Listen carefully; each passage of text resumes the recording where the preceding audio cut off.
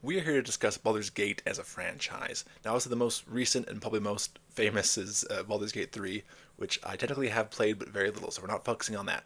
This video is just a little bit of a passion project. This is not a review, this is not a walkthrough or a playthrough, this is not even quite a retrospective. I'm just interested in comparing and contrasting some of the early Baldur's Gate games. I'm not going to go through and explain all the game mechanics. If you haven't played these games, you may not understand exactly what I'm saying, and that's okay with me. I'm not trying to. This is not this video may not be for you if you're not at least somewhat familiar with these games.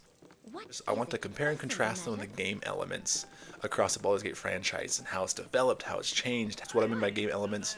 Obviously, the big one is gameplay, how the characters and NPCs are moving, how they're interacting, the speed at which they move around, some of the settings or like the UI, the user interface of the games, how's that changed, how character creation goes, or character creation including the different races and classes available to you.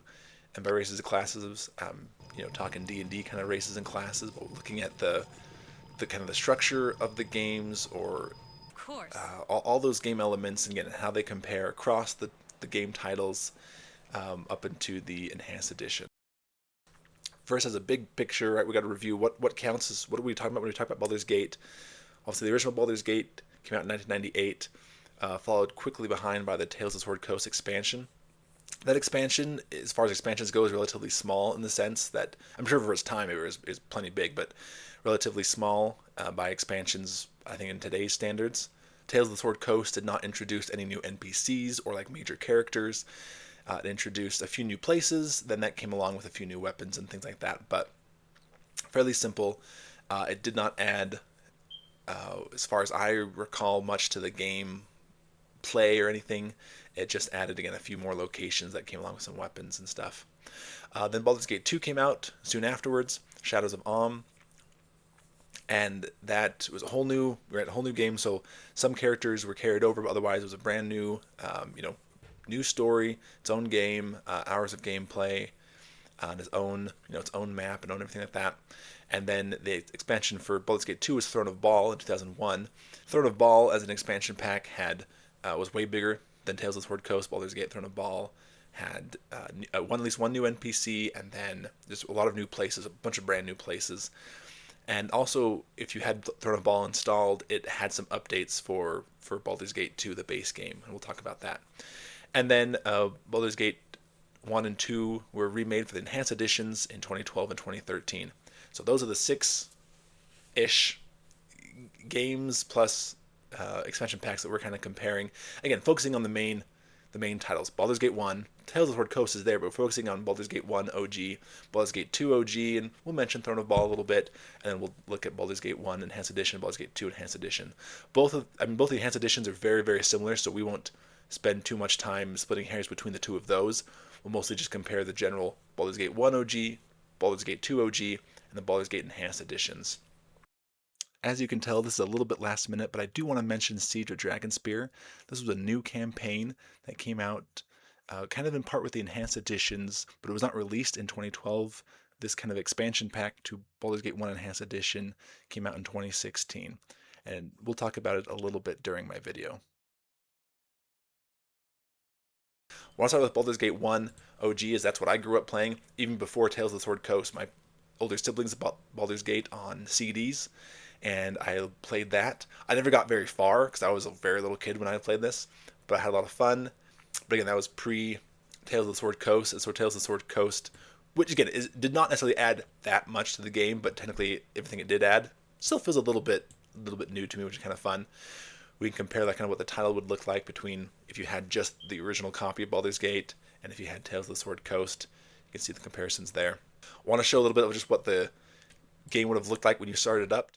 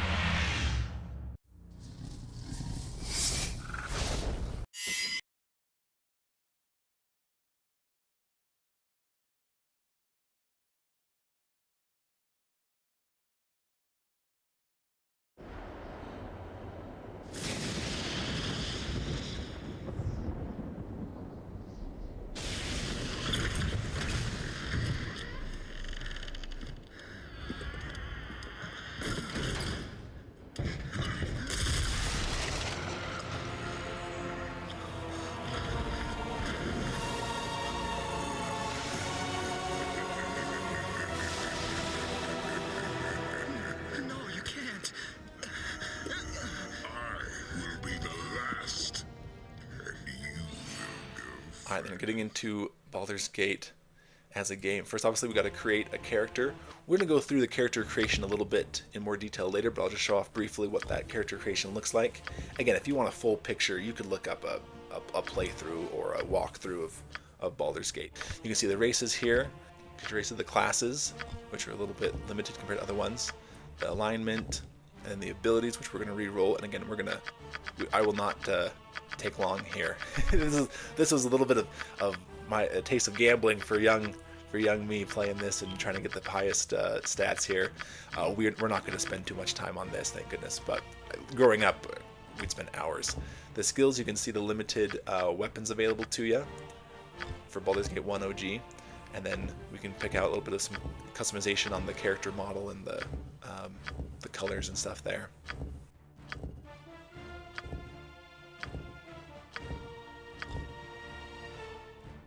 To battle! Nestled atop the cliffs that rise from the sword. Then jumping into the game, you can see the little prologue has some text. It moves very slowly. You cannot speed that up, but we can eventually skip it. So we're going to do that a little bit. But I just wanted to show you what that looks like. I am here. Here we're going to walk around a little bit. You can see the character model. Here's the inventory screen. You can see my character. She's walking around a little bit and see how she walks, how fast she walks. Then we're going to look at the Candlekeep Inn and go ahead and go inside. Over here we can talk to this bartender and buy some stuff. Of course, I'm going to freak out first.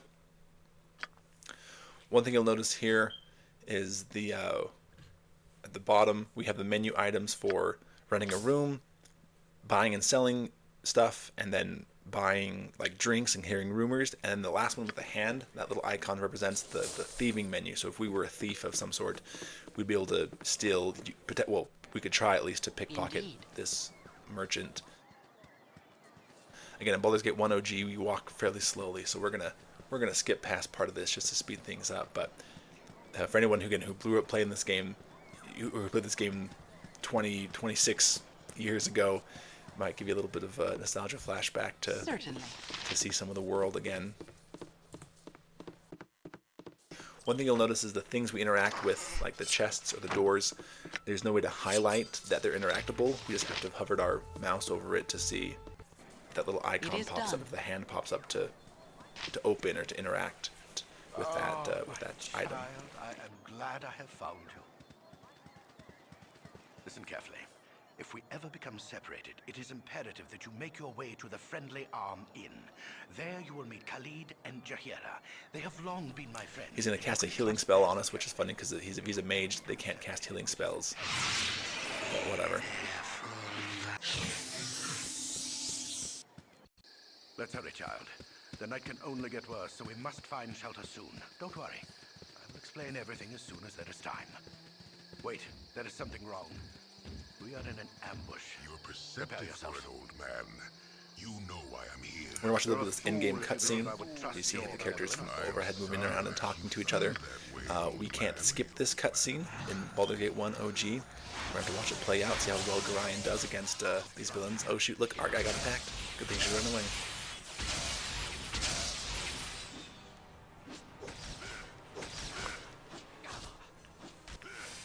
Again, for better or for worse at this point, we cannot skip this cutscene. We just have to watch the whole thing.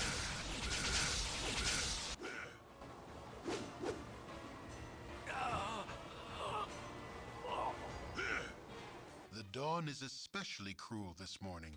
Here on this next text crawl, we can see that we can't speed it up. And you see me clicking, trying to like speed up the text crawl. We can't, but we can skip it eventually, which is nice by pressing done.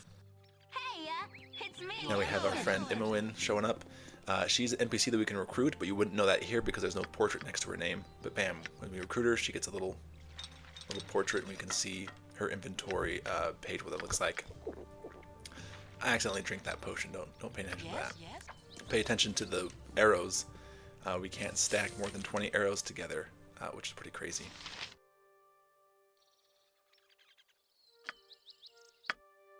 Alright, how does starting the game in Baldur's Gate 1 Enhanced Edition compare?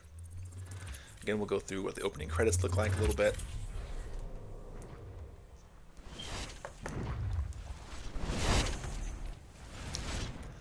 Here's the opening cutscene. Again, we can already see a few differences as far as there's the text at the bottom, for better for worse. And then they have slight animation here, which is kind of interesting.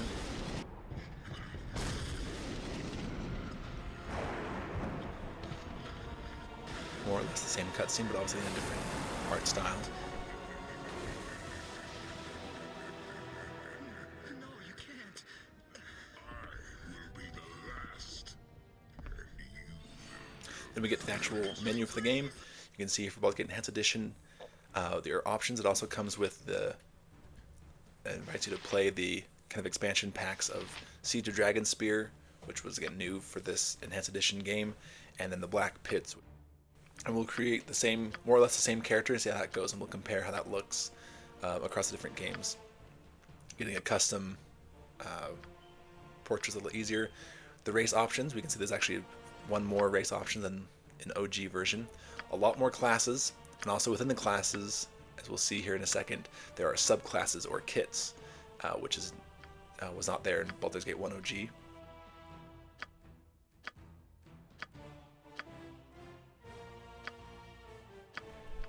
Again, same thing here. Now we have the total roll, which is kind of helpful. If you're rolling a bunch, you can see what the total is without having to do the math in your own head. First world problem, but nice to have the total roll option there at the bottom. And next we're going to see the weapons and the proficiency screen, the skills screen. You can see that's much expanded from Baldur's Gate 1 OG. Way more options, and some options that are split out a little bit more here.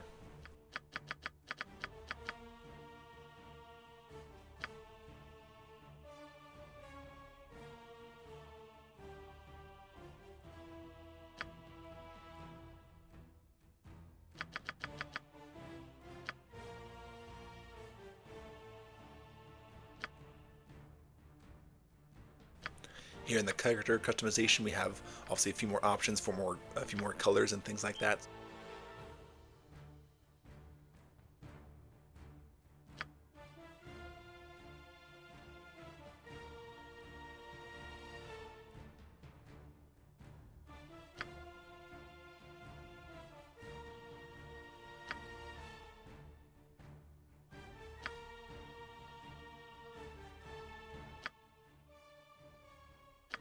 All will die. Go, go, go! Everybody listen to me now. Ha! Let us come together and follow a Now that we have our character created, and we'll start the game. We can see how that compares to Baldur's Gate 1 OG.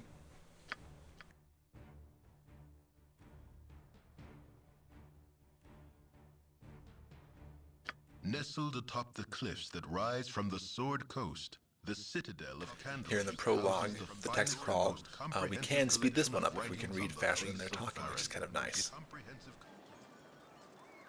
And we'll see what the actual gameplay looks like.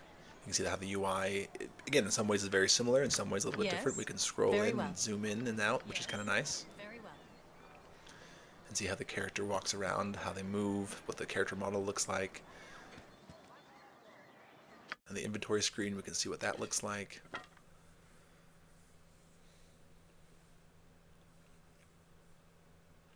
Here's our profile where we can see our proficiencies and other stats. Go to this long sword and long bow.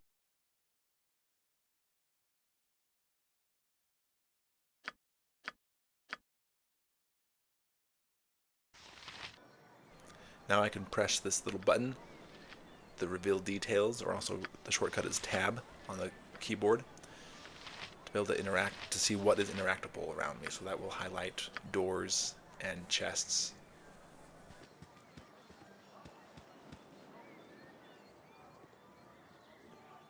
We can zoom so far out, it's almost like the map view, which is kind of interesting.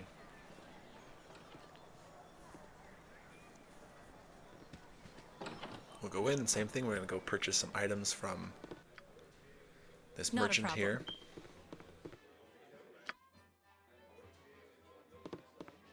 My hotel's as clean as an elven arse.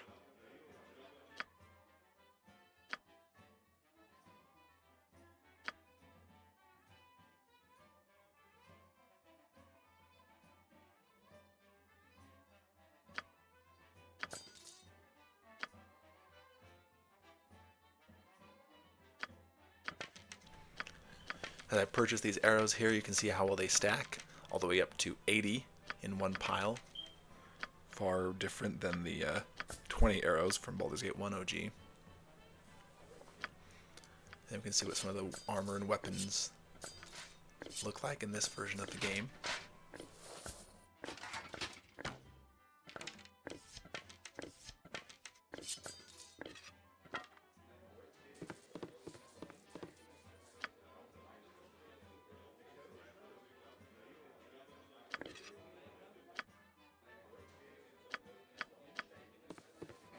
Of course. In the Gorion cutscene, they added a new cleric, I guess, to come That's all right, heal child. me, since The night can Gorion's a only mage. get worse, so we must find shelter soon. Don't worry. I'll explain everything as soon as there is time. Wait, there is something wrong. We are in an ambush. Prepare yourselves. Here in the enhanced edition of the cutscene, again, it plays out very similarly, but we can actually skip this one. So we'll watch a little bit of it, and then we'll go ahead and skip it just to showcase that.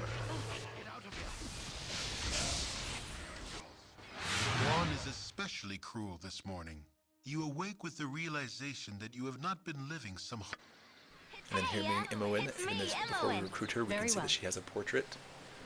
Gives it away that she's an NPC Yes. that we can recruit.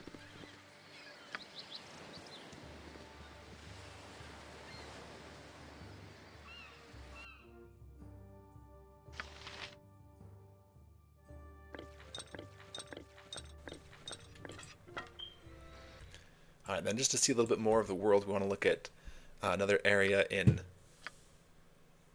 Baldur's Gate 1 OG. Again, just to compare how are these characters moving, how are the character models, what do they look like. Can I help you? Nature's servant awaits. You're a queer fellow. Yes? What is it? Such menial tasks.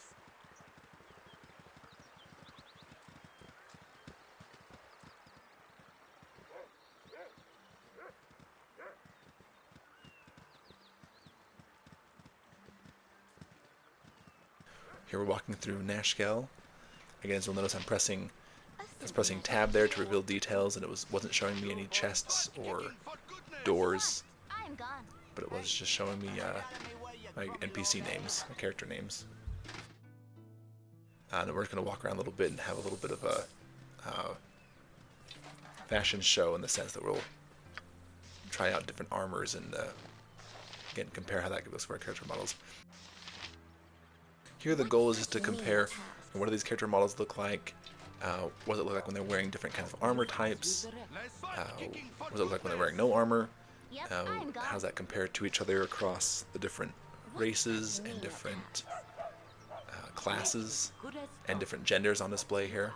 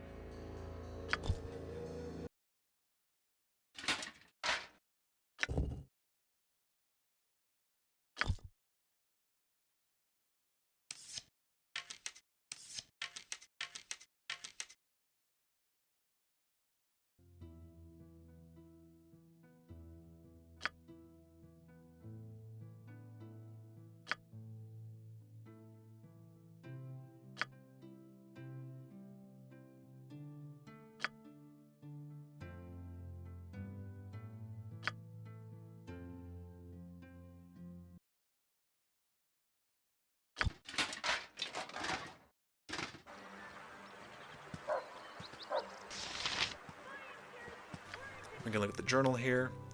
That's supposed to help us keep track of things, how that looks in Baldur's Gate 1 OG, as well as the priest spells that Jaheira as a druid can cast, and potentially some other characters as rangers. What?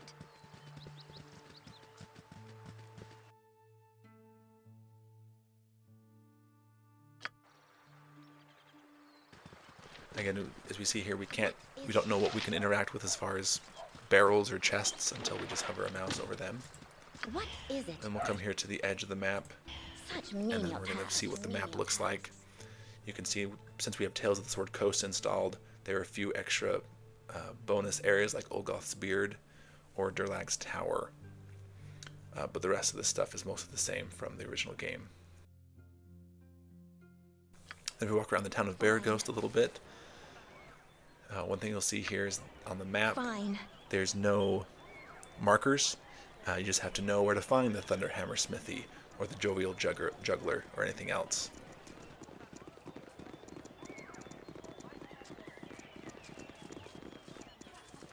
What a simple matter. I serve the flaming fist.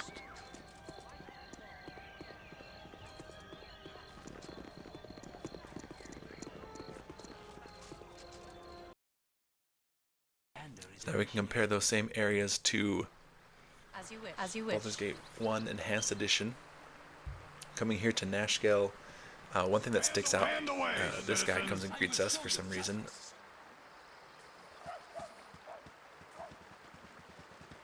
Then we actually have another character down here, this Do you Rasad need something? Of guy. We course. better go interact with him, see what his deal is.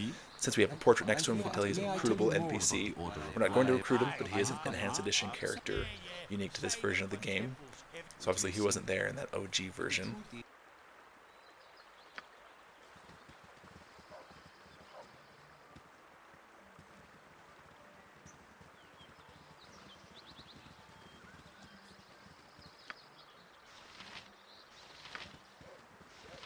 I will show you justice.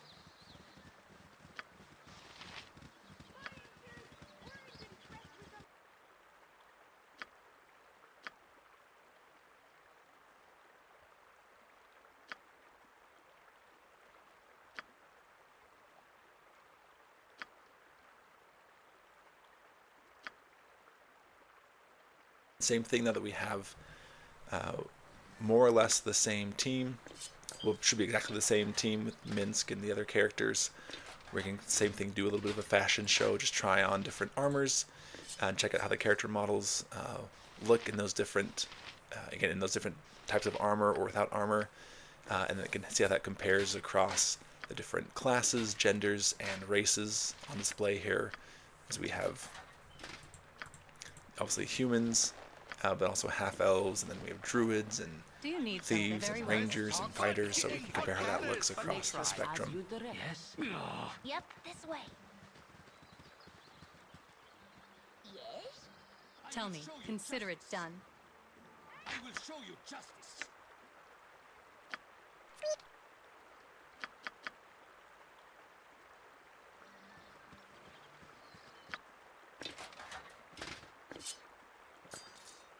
Whatever you need. At once.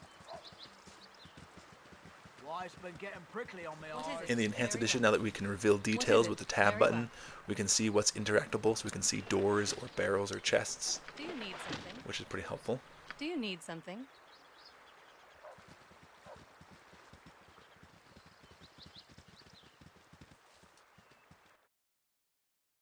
Same thing, you're looking at the map, we can see that there are where we want to go. Durlag's Tower hasn't been explored yet, but we can see that it would be there, and Olgoth's Beard is there. We can see the journal items and how that's organized a little bit differently with quests, as well as just the raw journal.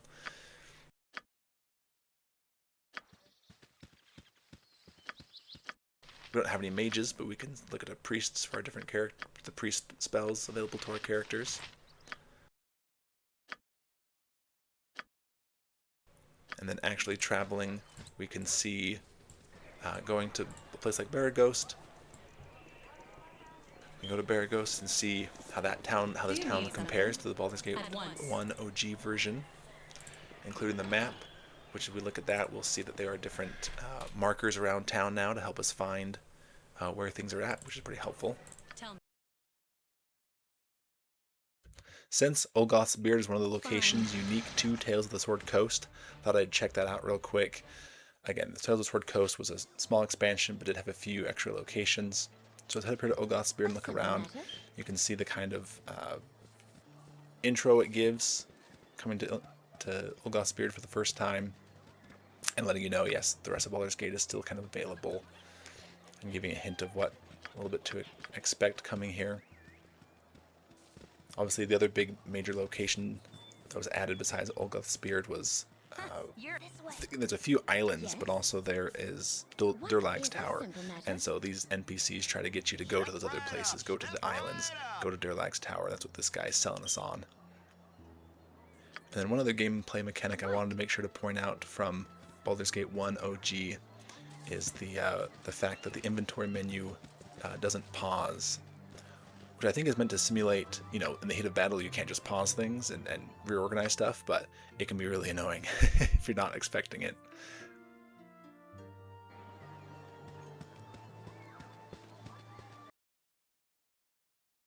Comparing that to Olgoth's Beard in Baldur's Gate 1 Enhanced Edition, which again, of course, Enhanced Edition by default includes the Tales of the Sword Coast. Again, the same thing, we'll just look around here. If we talk to all these NPCs, they refer to those other places, again, the islands and or Durlag's Tower, so we'll just look around here a little bit. Step right up. Do you need something? As you wish. Step right up. Step right up.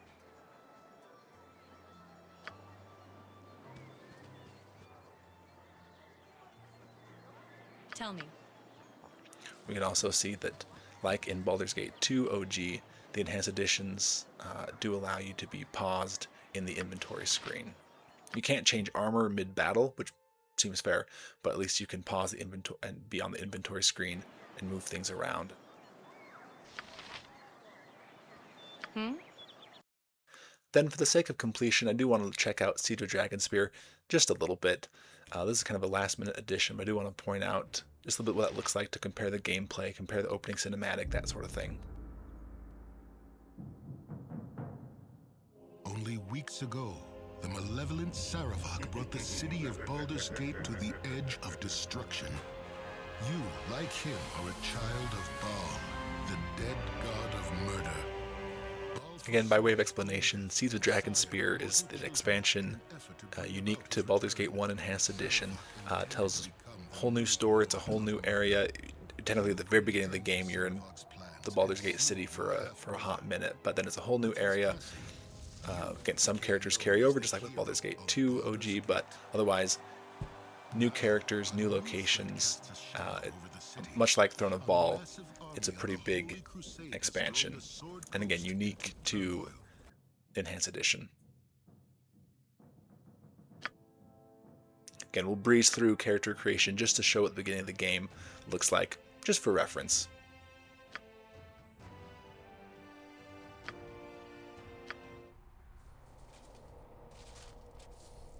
Saravok's dead.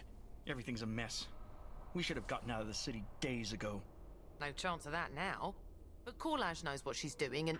Hey, did you hear that? We'd better tell the boss. Come on.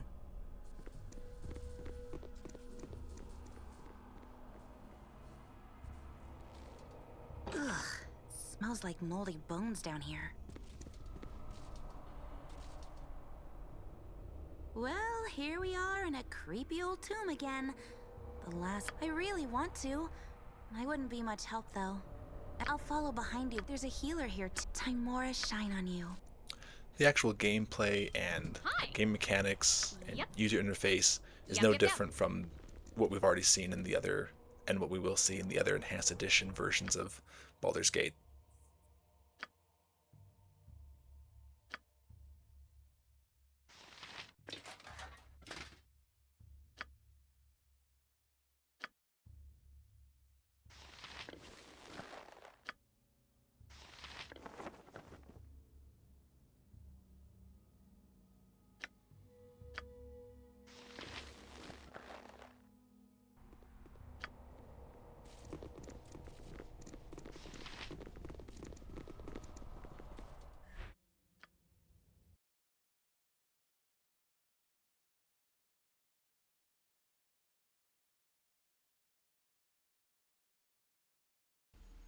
Just to give another comparison, this is just an old save Consider it file of done. my own, so again, it's not a perfect replication of what we've seen prior, but gives an idea of some of the characters, especially some of the new characters, some of the characters unique to Siege of Dragonspear.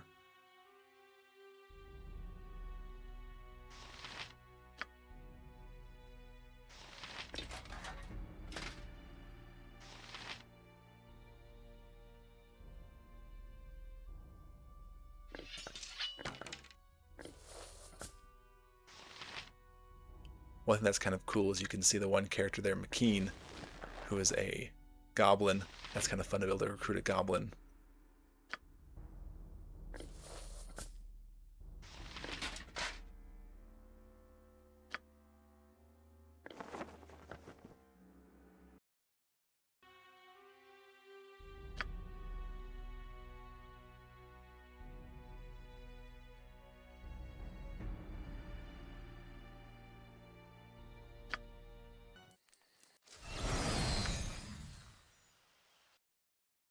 Alright, so next I wanted to compare what are the available classes and races in Baldur's Gate 1 OG.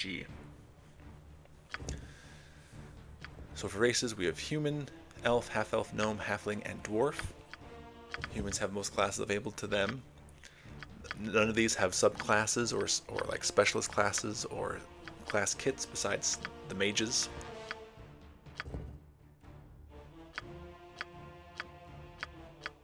Humans have the most classes available to them, but the other races, while they don't have all the classes available to them, they also can multi-class, where they can combine a few of these classes. Humans, in this version of the game and by these rules of D&D, can do a thing called dual classing, which is a little bit different, but we can compare here. What does each race, what classes do they unlock?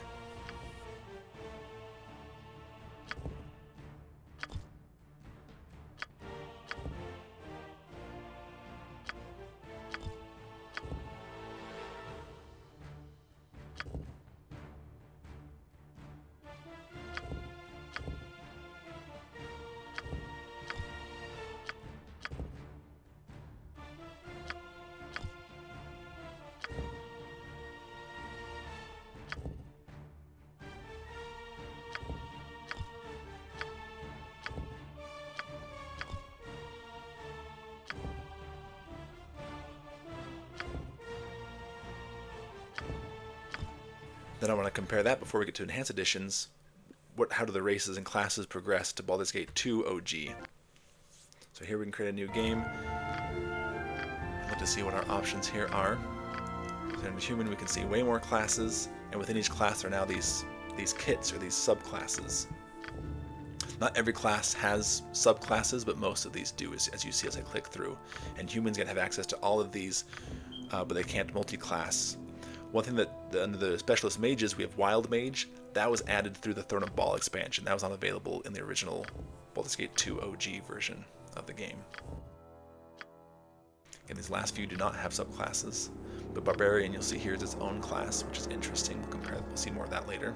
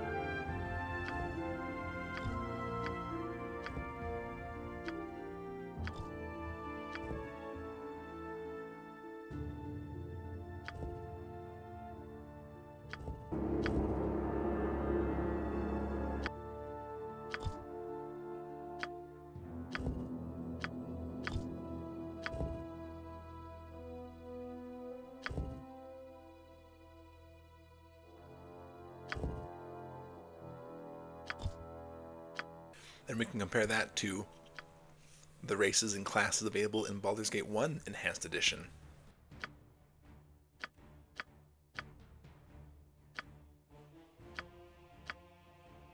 You can see that these retroactively added the classes and the subclasses or the kits to Baldur's Gate 1, and Barbarian now, instead of being its own class, is a kit of the fighter class.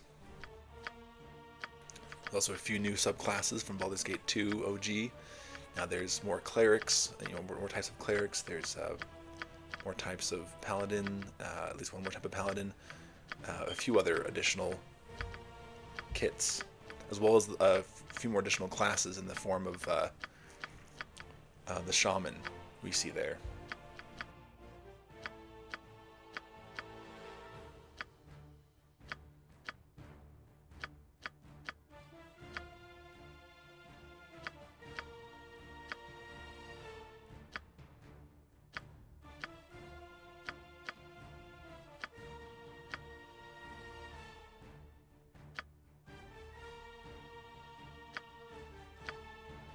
Then we'll compare across the races.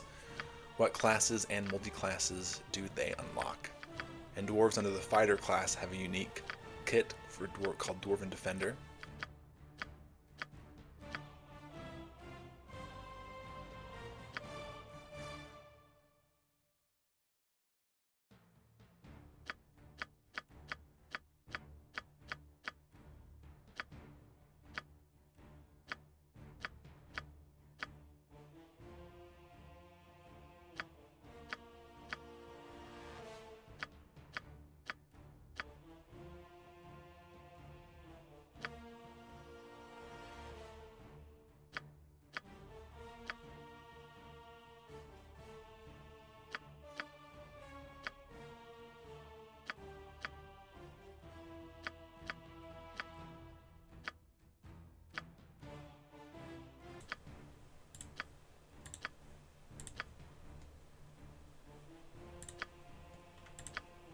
Now we'll look at Baldur's Gate 2 Enhanced Edition for its classes and races. Again, comparing Baldur's Gate 2 and Baldur's Gate 2 Enhanced Edition and Baldur's Gate 1 Enhanced Edition is a little bit like splitting hairs, but just for the reference, you can see how the UI is a little bit different and things like that. So we'll still run through it, but we'll try to breeze through it as quickly as possible.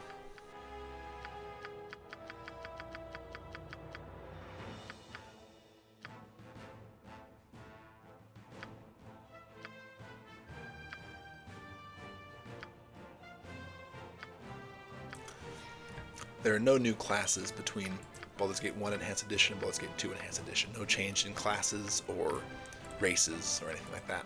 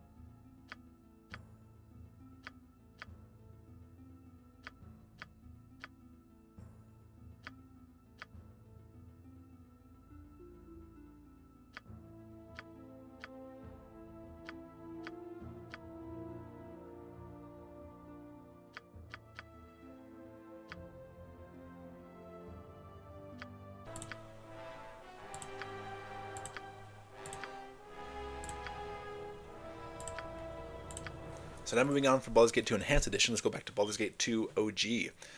Shadows of Alm and how that looks. This is what I played the most growing up. Again, I did play some Baldur's Gate 1 OG, pre-Tales of the Sword Coast, but I was very young when I played that. But I grew up, for the most part, as a teenager playing Baldur's Gate 2, Shadows of Alm, pre-Throne of Ball. So I'm the most familiar with this game and got used to this. This game, again, we played on CDs. This had 4 CDs, I remember. One was installation CD, then there were 3 CDs, and each one corresponded, like, as you went through the game, you had to change CDs as you went to different areas of the map, which could be really kind of a hassle. I mean, first world problem, but still, it'd be pretty annoying. So we'll look at Baldur's Gate 2, Shadows of Alm. Obviously, here on the, now I don't have the CD version, on the GOG version I'm using, we have Throne of Ball or Shadows of Alm together, but we'll mostly just look at Shadows of Alm for now. And later we'll come back and look a little bit at Throne of Ball. Again, one thing we'll point out, just how did the game start, just similar to Baldur's Gate 1, what's the opening credits and cutscene look like.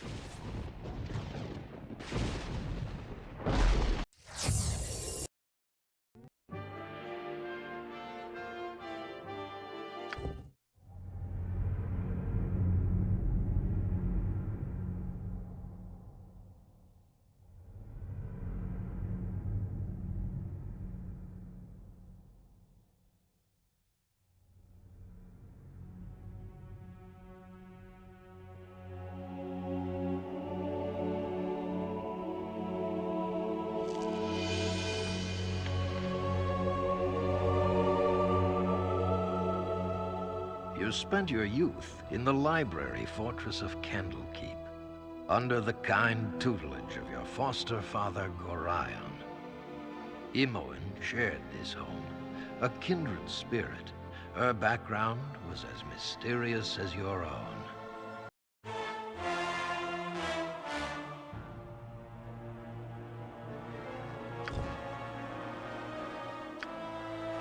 Then we'll get through to creating a character in Baldur's Gate 2. Again, we already reviewed all the classes and races, so we'll speed through this just a little bit.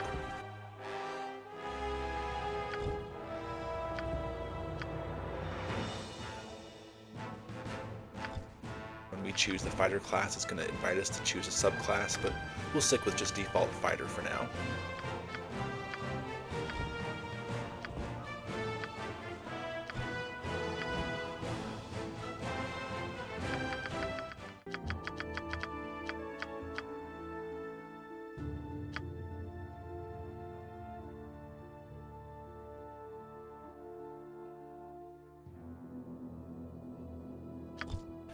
Again, you can see under skills or weapon proficiencies the options for weapons here, which is drastically different from Baldur's Gate 1 OG, but then also very similar to the enhanced editions. This is more or less the same setup they kept for moving forward.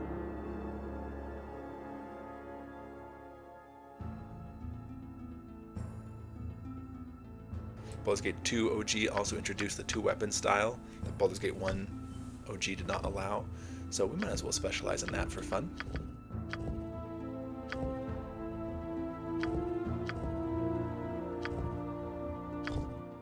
You will fall by my hand!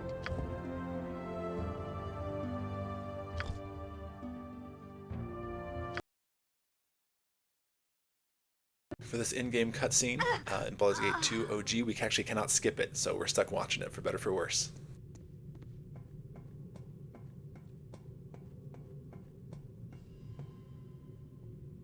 Ah, the child of Ball has awoken. It is time for more experiments. The pain will only be passing. You should survive the process.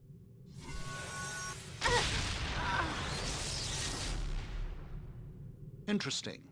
You have much untapped power.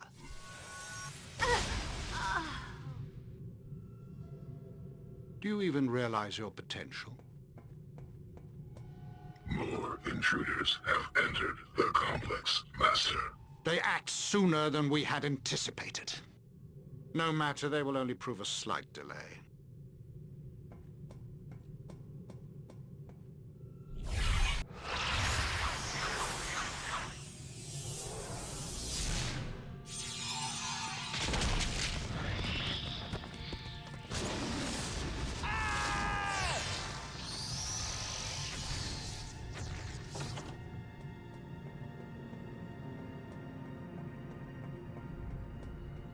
help you. Wake up! Fortunately, Come Imoen on, comes here we and have to get saves out of us. here.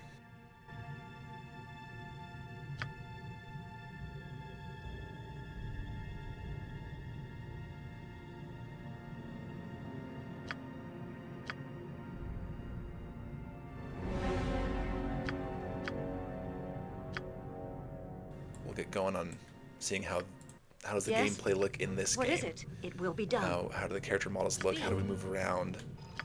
How does the UI look? That sort of thing. Without doubt.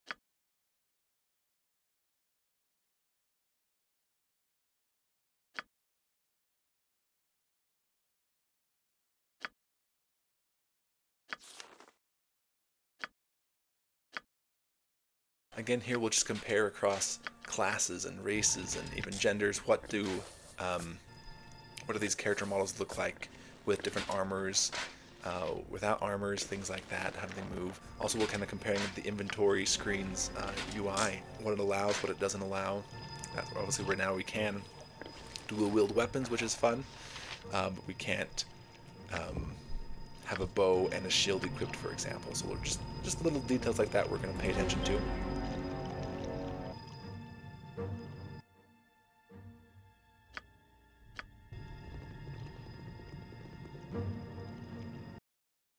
And we'll compare that to how the game starts in Baldur's Gate 2 Enhanced Edition.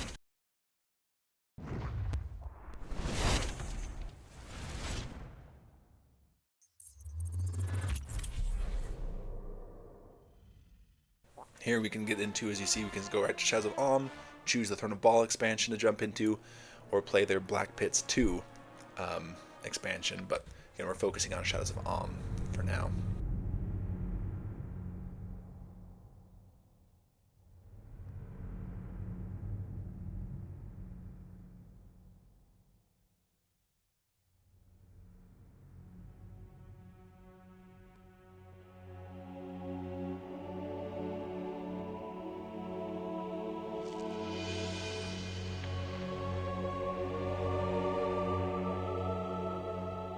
You spent your youth in the library fortress of Candlekeep, under the kind tutelage of your foster father Gorion. Imoen shared this home, a kindred spirit. Her background was as mysterious as your own. Gorion's murder brought answers to your questions.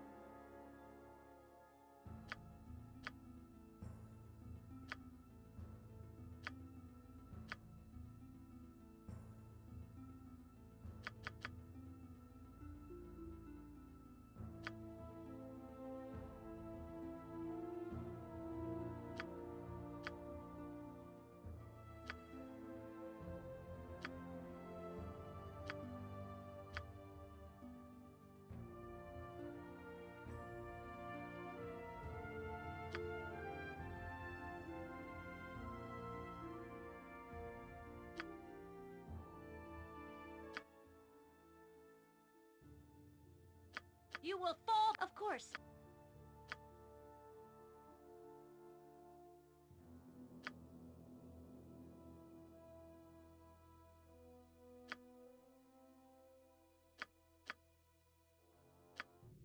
This time for the in-game cutscene, we can skip it, so we'll watch it for a little bit, and then we'll skip it eventually.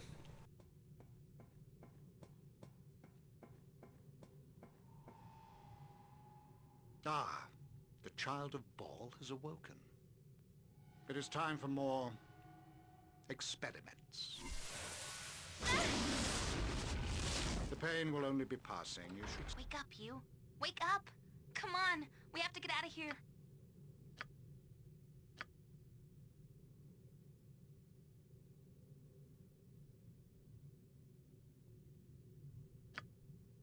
Yes, it will be done.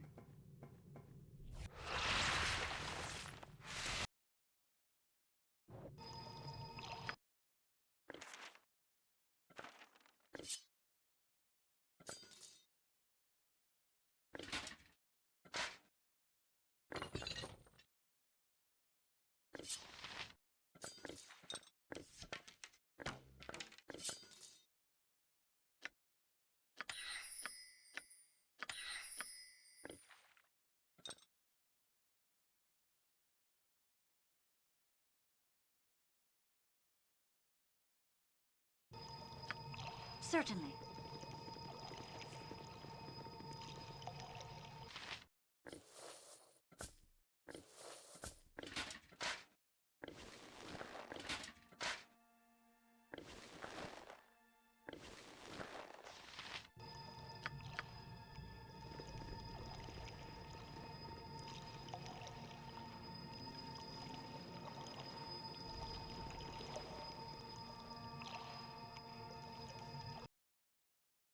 Then to get some more views of these characters, we'll go to Watkins Promenade in Athkatla in Baldur's Gate 2 OG. Again, looking around, just kind of comparing what do the armors look like, what do the shields look like, the weapons look like, the weapon types, things like that.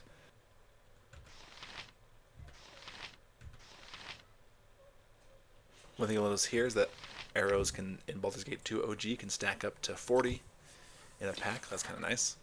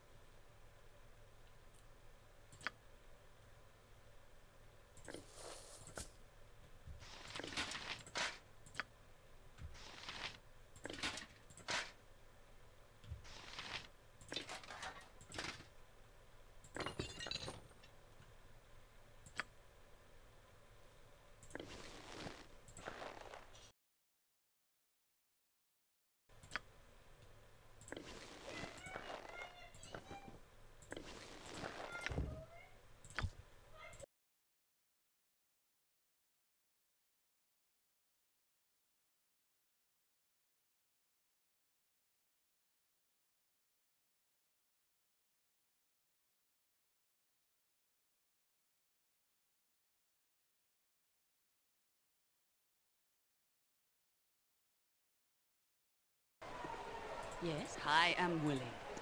I'm glad to be of assistance. City, let's give Just it a good always shake willing and to see try. what falls. Armor sharpened and raring to go.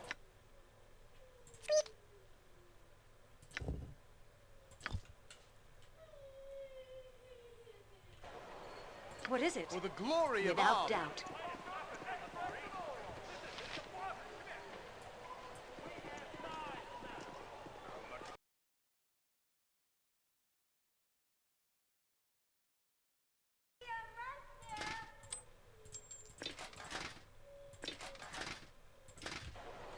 Speak, it will be done.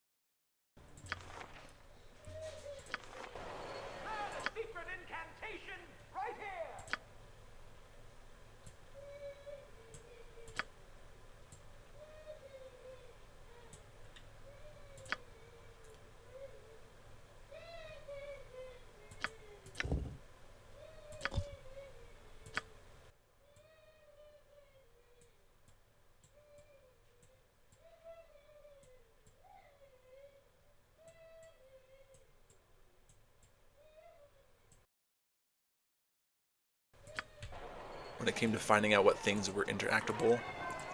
In Baldur's Gate 2, It will be done. Shadows of OG, we still can't just press tab to see what doors or chests or drawers or whatever are interactable. Have a look at my wares. I trust you'll find them all in satisfactory condition.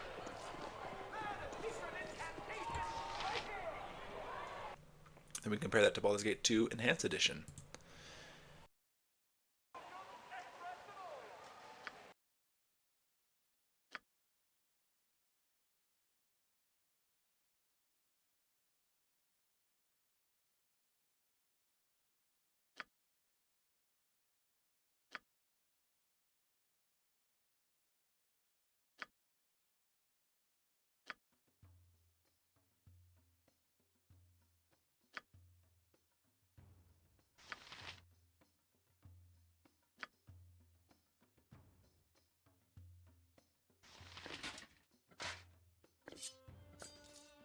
What do these character models look like? What do their weapons and armors and inventory screens look like?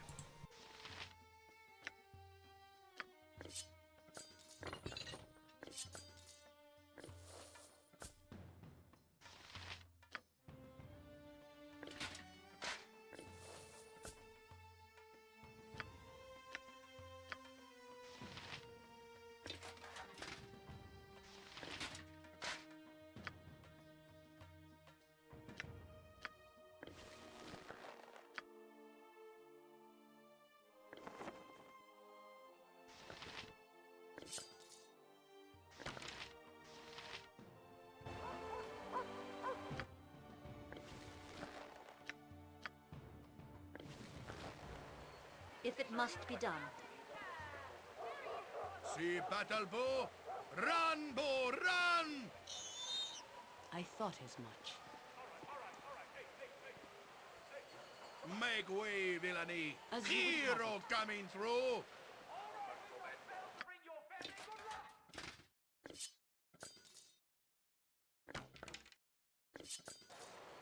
It will be done.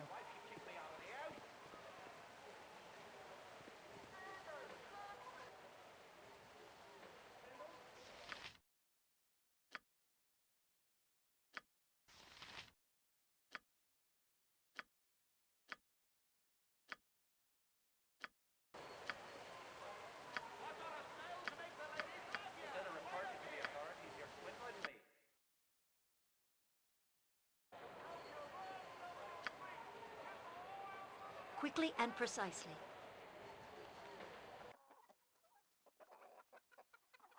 On the world map, Enhanced Edition, we see Watcher's Keep, which is an area unique to that comes in with the Throne of Baal expansion. As per usual, here in the Enhanced Edition, we can use Tab to reveal details and see what items are interactable.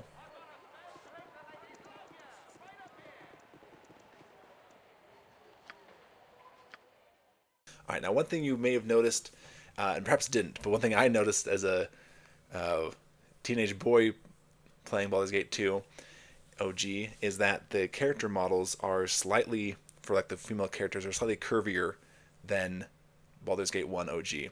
Which again, maybe no one notices besides young me, but at least I noticed it. So I thought it'd be interesting to compare those across the game. You can see here just at a glance, here's fighter classes from all the different human, female fighter classes from all the different games, Baldur's Gate 1 and 2 OGs, as well as Baldur's Gate 1 and 2 Enhanced Editions. You can see how, you know, in what ways they're similar and what ways they're quite different, which is kind of interesting. So want to jump through that just real quick. Looking at Baldur's Gate 1 OG for starters. One thing you'll notice, you can see the classes to the right and how they correspond to what kind of character model. Same thing for Baldur's Gate 2 OG. One thing you'll notice is that there's some repetition here, right? And so I have a little image here that shows where they reuse some of these skins, right? So the fighter classes, Fighter, Ranger, Paladin, Barbarian, they have the same skin. The Cleric, Druids, and Bards have the same skin, and etc. You can see here the similar skins. Same thing in Baldur's Gate 1 Enhanced Edition. Here's all the different major classes, and then we can compare how they actually repeat by using the same skins over and over again. So there's ultimately only 5 unique skins, and then Druid and Cleric and shaman all share a skin, for example. And like mage and sorcerer, they share a skin, etc. And then just for the lulz, Baldur's Gate 2 Enhanced Edition as well. Here are the 5 main skins there: the warrior, the priest, the spellcaster, the monk or the martial artist, and the thief or rogue.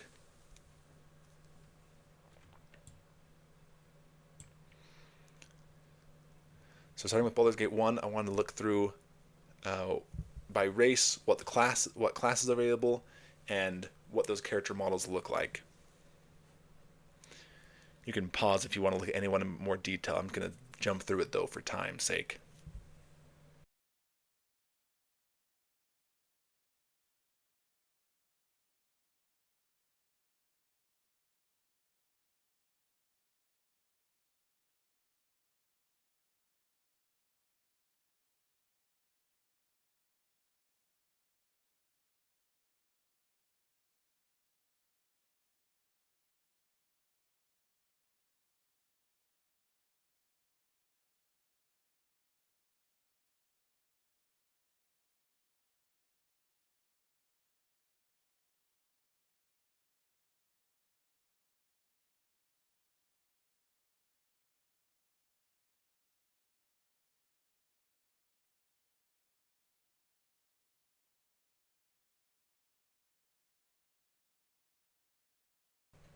And then here at the end, you can just see I'm reviewing what all the races are available in Baldur's Gate 1 OG, which has the least, which has one less than the other games.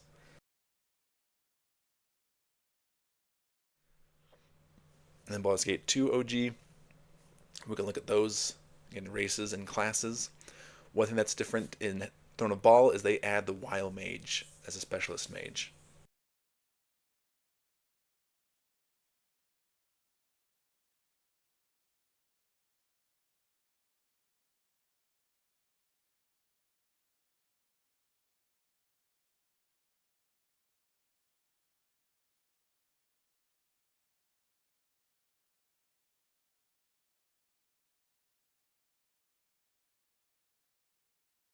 In all the games, the elves and half-elves have the exact same character model, so I don't repeat those. All elves and half-elves look exactly the same across the games, which is interesting because they don't repeat so much for the gnomes or halflings or dwarves, besides Baldur's Gate 1 OG. But elves and half-elves always repeat.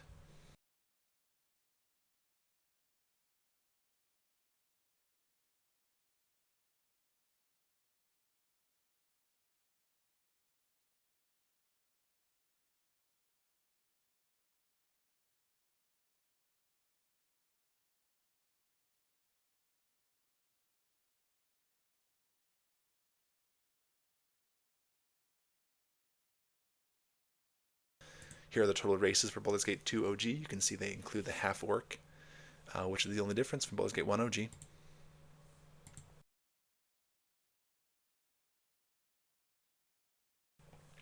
Baldur's Gate 1 Enhanced Edition.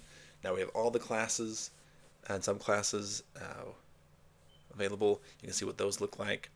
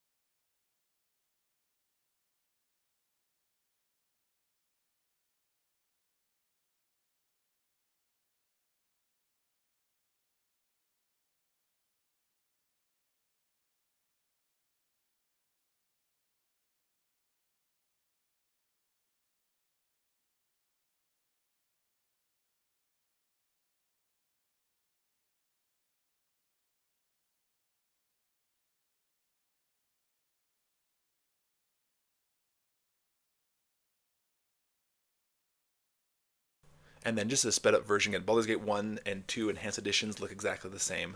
So for Baldur's Gate 2 Enhanced Edition, it's a little bit splitting hairs to show the differences. So just at a glance, just a reminder of the 5 main body types that the Enhanced Editions have. For the fighter, some sort of the warrior classes, the priest classes, the spellcaster mage classes, the martial artists, and then the rogue classes. And all the races available in Baldur's Gate 2 Enhanced Edition.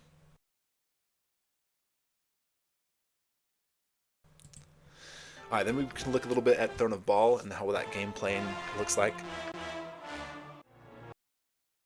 So first off, when you have Throne of Ball installed in Baldur's Gate 2 OG, it gives you access to a new area called Watcher's Keep. So we'll go there in real briefly just to show off what that looks like and where that is. Know how you came by your title of Ranger.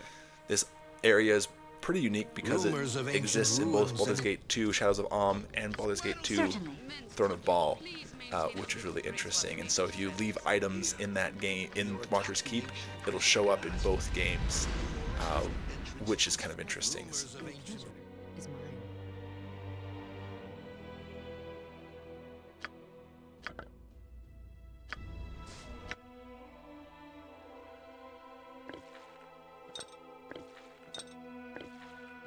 Yes?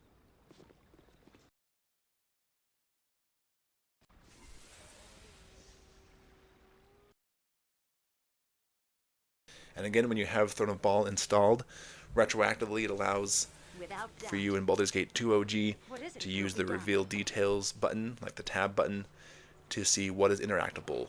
Doors, chests, things like that. So in the base game of Baldur's Gate 2 OG, that was not an option. Once you have Throne of Ball installed, in all of Baldur's Gate 2, you can reveal details.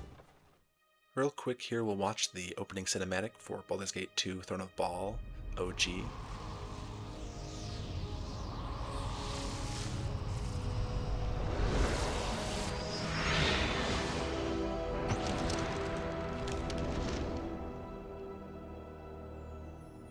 There is no peace for a child of Baal. You've learned this lesson time and again, as all who are close to you suffer because of your tainted blood. When John Irenicus fell, you had hoped for some sort of respite, but peril follows you like pestilence. The time of the prophecy has come. 5 powerful Baal spawn have arisen, leading their armies across the Sword Coast. And then Throne of Ball, as an expansion pack, expects you to import the character, the save file from Baldur's Gate 2 Shadows of Amn, but you can also create a new character from scratch, and so we'll go through that real quick just so you can see what that character creation screen looks like.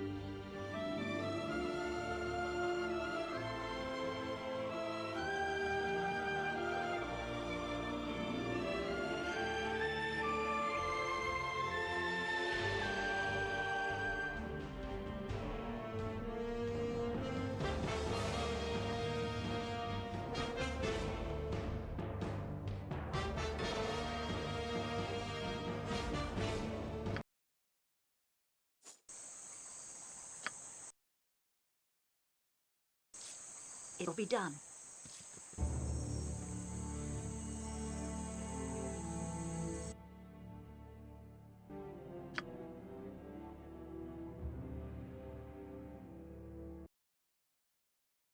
And then same thing here for Baldur's Gate 2 Enhanced Edition, Throne of Ball.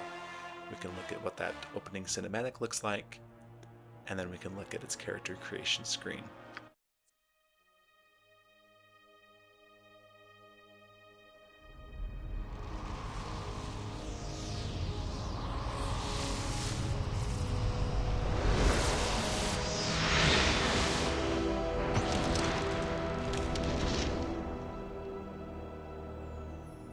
There is no peace for a child of Baal. You've learned this lesson time and again, as all who are close to you suffer because of your tainted blood. When John Irenicus fell, you had hoped for some sort of respite, but peril follows you like pestilence. The time of the prophecy has come. 5 powerful Baal spawn have arisen, leading their armies across the Sword Coast, slaughtering.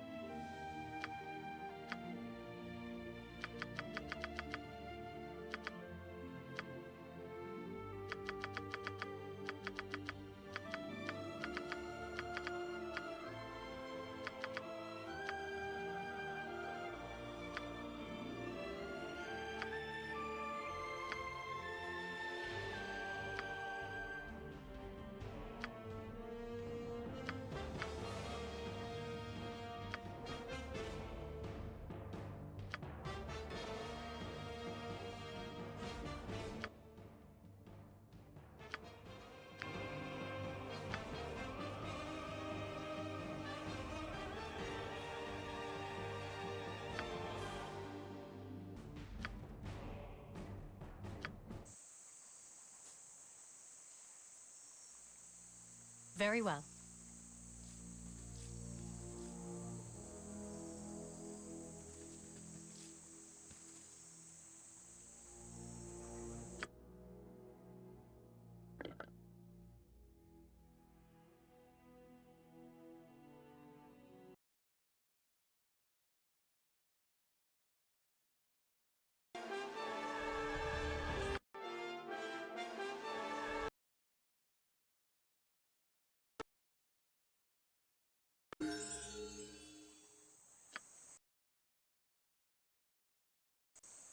It will be done.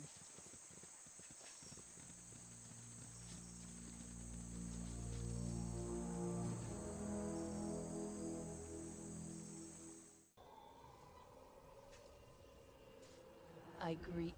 I have existed. This. You must. I shall see you soon. But if we jump into the actual Throne of Ball game, Hold your heart close. we also can see the new character the Throne of Ball introduces, which is Saravok, who you can now recruit as an NPC and member of your team, which is kind of interesting.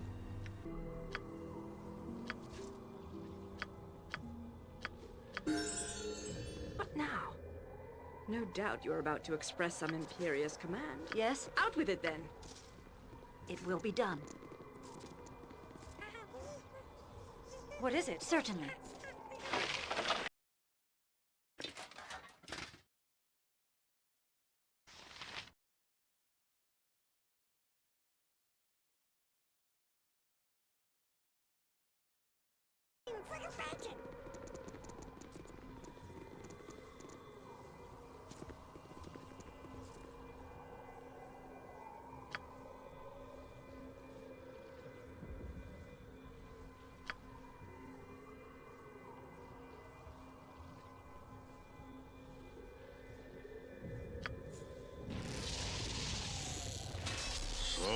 has come to this. I have heard the cries raised up against the ball spawn across the land, and I thought of you. I am pleased to see you on.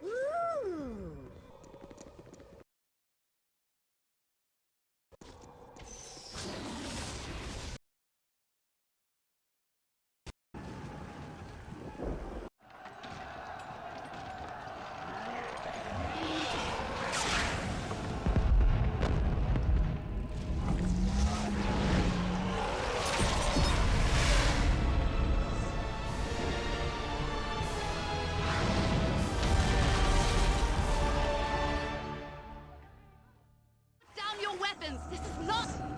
What a true... Right! No, hold... Don't fall for their tricks. Kill them all, and let the gods sort them out. Do not, so be it. Run! Point the sword with all speed, Where can I be comrade. of most use?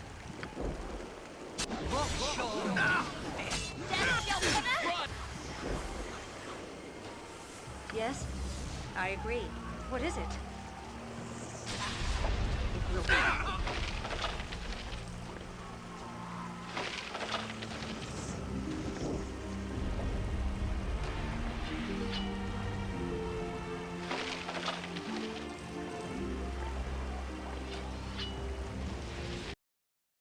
Yes, certainly.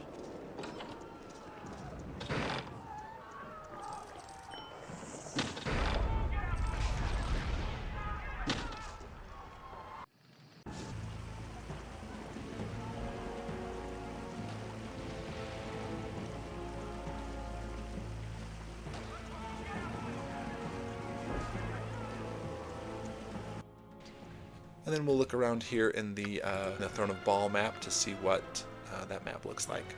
So again, totally different area besides Watcher's Keep. Then we have time for one last fashion show, so to speak. Here are some of the character models and different armor types on them in Baldur's Gate Throne of Ball OG.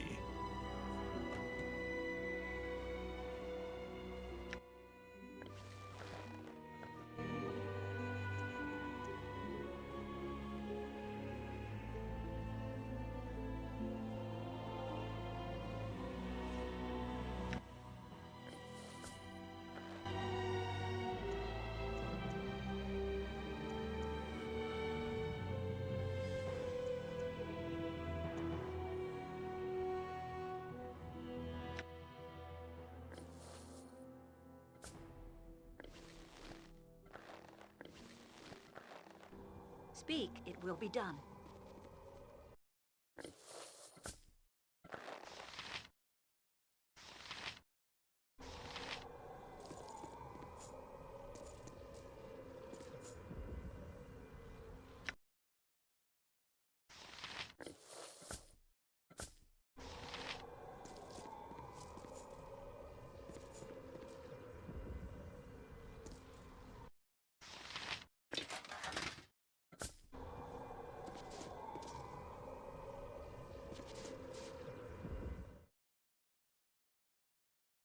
Now we'll just compare that to how the game looks in Baldur's Gate 2 Enhanced Edition. All that you need to know is that I have not all the time. It has already been decided. We shall see.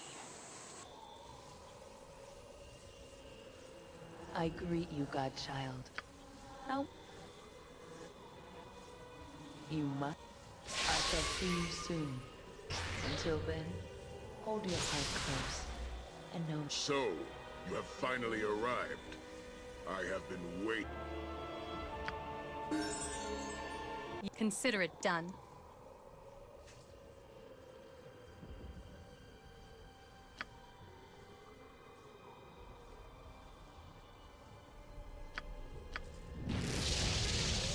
It is good to see you again. After we parted ways.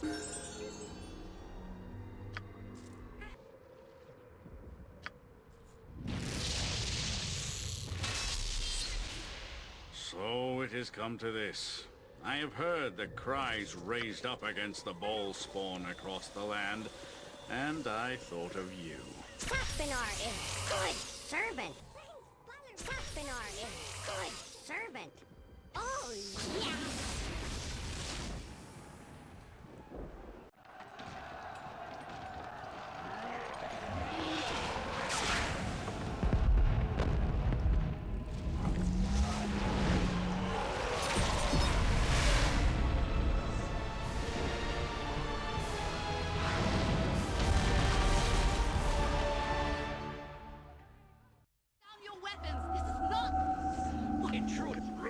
Don't fall for their tricks. Kill them all, and let the gods sort them out.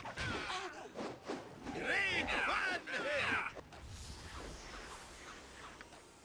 Consider it done. Do you need something? As you wish. In the enhanced editions, we do have the quick loot option, which is kind of convenient.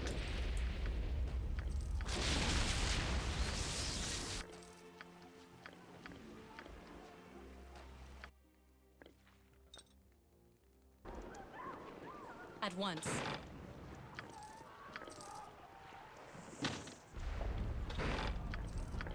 Tell me.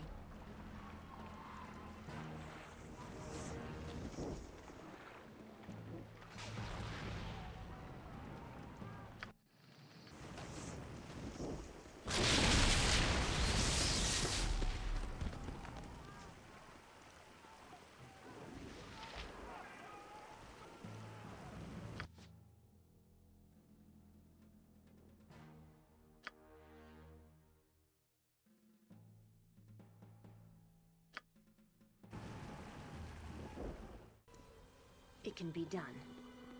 What is easily done? And then referring back to the last quote-unquote fashion show, here is Baldur's Gate 2 Enhanced Edition, Throne of Ball, what some of these characters look like wearing different armors and outfits. It's interesting to me what carries over. Again, it's just so interesting to me what's the same and what's different, and how some of the armors and some of the clothings look different between Baldur's Gate 2 OG and Baldur's Gate Enhanced Edition.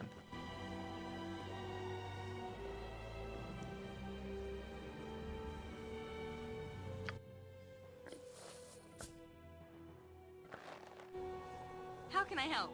Very well.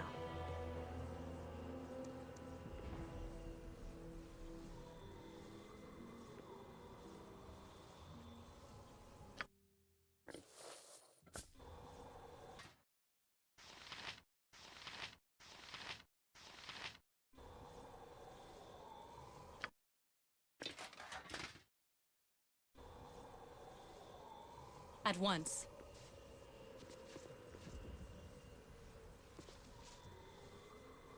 Once all this would have been beyond my imagination, but that was a long time ago.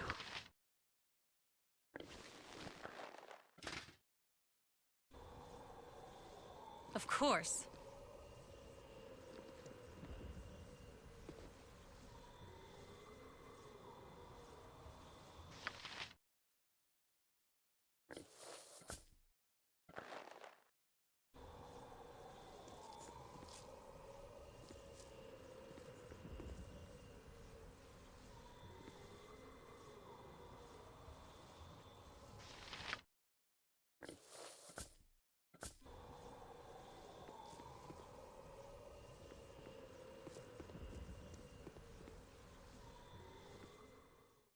Real quick, I also wanted to review the different game maps. It was actually difficult to find high quality images of some of these maps, and so there's a little bit of Photoshop on my part, just FYI. The only editing I did was trying to bring later maps or fan maps and portray what they originally looked like in the games. So we can see here Baldur's Gate 1 OG pre-Tales of the Sword Coast, and then Baldur's Gate 1 OG with Tales of the Sword Coast, which again is the default nowadays. And then Baldur's Gate 1 Enhanced Edition, which refers also to the islands. Baldur's Gate 1's Enhanced Edition Siege of Dragonspear. Baldur's Gate 2 OG pre-Throne of Ball expansion. And then Baldur's Gate 2 OG with the Throne of Ball expansion, which just adds Watcher's Keep. Baldur's Gate 2 Enhanced Edition, which of course includes Throne of Ball by default. Baldur's Gate 2 OG Throne of Ball map. And lastly, Baldur's Gate 2 Enhanced Edition Throne of Ball map.